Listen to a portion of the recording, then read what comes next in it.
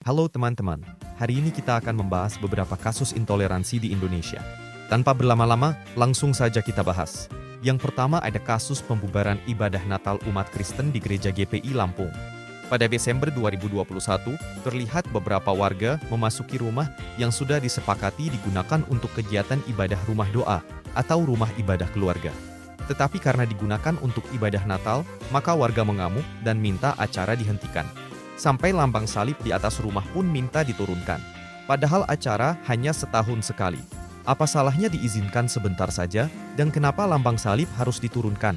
Apakah mereka kalau lihat salib kejang-kejang? Yang kedua ada kasus pembubaran ibadah Rosario umat Katolik di Tangerang. Pada Mei 2024, 15 mahasiswa Katolik Unpam mengadakan doa Rosario di rumah kos. Ketua RT berinisial D sempat 2 kali lewat di depan indekos sambil memperhatikan kamar tempat ibadah. Ketua RT datang dengan marah-marah membubarkan doa Rosario dan berkata akan memanggil warga.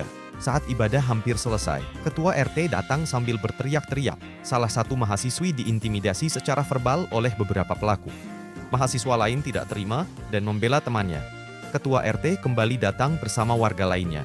Kericuhan dimulai dan beberapa oknum warga menyerang menggunakan senjata tajam. Infonya tahun lalu, Ketua RT sudah pernah menegur mahasiswa dan mengatakan tidak boleh ada ibadah non-Islam di lingkungannya. Mahasiswa memilih mengalah dan tidak melaporkan kejadian sebelumnya. Ada-ada saja ini Pak RT. Yang ketiga, pembubaran ibadah umat Kristen di Gresik. Pada Mei 2024, lokasi Rumah Hormali Sirait, Manurung, RT 11, RW 03, Perumahan Cerme Indah, Gresik. Jemaat GPIB Benowo Surabaya menggelar doa bersama di rumah Manurung. Kegiatan bertepatan dengan peringatan kenaikan Yesus Kristus. Pasutri Yoyok dan Yai, seorang ASN di SMAN 1 Cerme, datang bersama seorang laki-laki lain. Mereka mendatangi kediaman Hormali Sirait. Terjadi pertengkaran antara oknum warga dengan jemaat. Ibadah akhirnya bubar karena gangguan tersebut.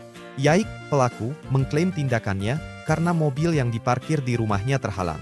Dia kesulitan mengeluarkan mobil dari parkiran karena ada jemaat yang sedang ibadah.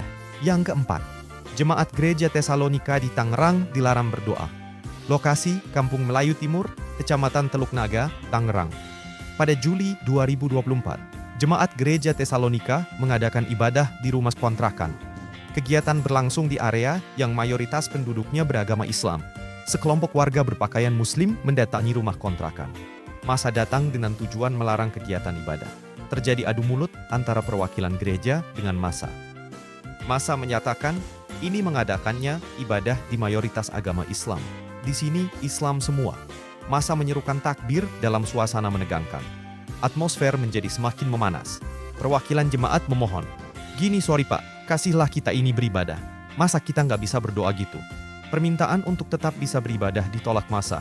Massa mengejek jemaat karena menggunakan rumah kontrakan untuk ibadah. Ucapan merendahkan, kalau kamu berdoa di sana ngontrak, kok berdoa ngontrak sih?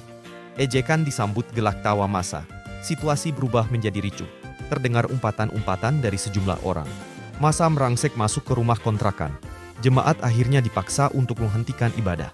Mereka diusir dari lokasi. Yang kelima, umat Kristen di Padang diintimidasi dan dibubarkan saat kebaktian. Pada Agustus 2023, 15 jemaat Gereja Bethel Indonesia sedang melaksanakan kebaktian di sebuah rumah kontrakan yang disewa oleh salah satu jemaat bernama Juni. Diketahui Juni sudah meminta izin kepada pemilik kontrakan dan juga sudah memberitahu kepada ketua RT setempat. Pada saat kebaktian berlangsung, seorang perempuan datang mengaku sebagai pemilik kontrakan sambil berteriak dan melempar jendela dengan batu hingga pecah. Tak lama datang lagi seorang pria yang diketahui adik si perempuan membawa parang sambil mengancam, saya gosok kamu. Ibadah akhirnya terpaksa dihentikan karena kekacauan tersebut. Diketahui bahwa Juni sudah melaporkan hal ini ke Polres terdekat. Pelaku sudah ditangkap dan kemudian dipulangkan dengan alasan mengalami gangguan jiwa. Ternyata mendengar kebaktian Kristen bisa membuat gangguan jiwa. Yang keenam, pembubaran ibadah umat Kristen di Lampung oleh Ketua RT. Pada Februari 2023, seorang yang diketahui ketua RT bernama Wawan menerobos masuk ke dalam gereja dan membubarkan kegiatan ibadah. Sang ketua RT mengaku hanya ingin mengingatkan saja soal izin dan kesepakatan menunda ibadah pada tahun 2020. Diketahui bahwa pada tahun 2014, jemaat sudah mengurus izin dengan persyaratan yang sudah terpenuhi. Namun hingga kini izin tak kunjung diterbitkan.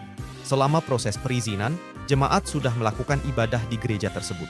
Pada tahun 2016, Wawan baru saja menjabat sebagai ketua RT, melakukan penyegelan gereja tersebut. Namun kejadian tersebut belum viral. Pada tahun 2020, terdapat kesepakatan bahwa kegiatan ibadah ditunda karena belum memiliki izin. Tidak diketahui kapan jemaat memulai ibadah lagi, namun akhirnya terjadi pembubaran pada 2023. Setelah kejadian tersebut, barulah proses izin mulai diproses. Sang ketua RT ditetapkan sebagai tersangka. Pada Mei 2023, sang ketua RT divonis 3 bulan penjara. Seandainya saja pelakunya dari minoritas, bisa jadi 3 tahun penjara. Itulah tadi beberapa kasus intoleransi yang terjadi di Indonesia. Jika kamu suka video ini, jangan lupa klik like. Jika kamu ingin saya melanjutkan video-video tentang kejadian-kejadian yang terjadi di Indonesia, subscribe channel ini. Terima kasih, sampai jumpa di video selanjutnya. Bye-bye.